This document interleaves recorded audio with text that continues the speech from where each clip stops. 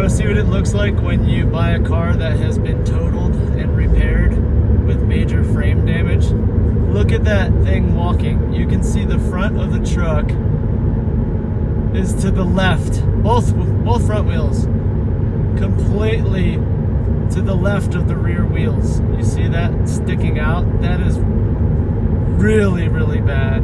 That means it was extremely damaged in a bad accident, and someone decided that they figured they could repair the vehicle, but wow.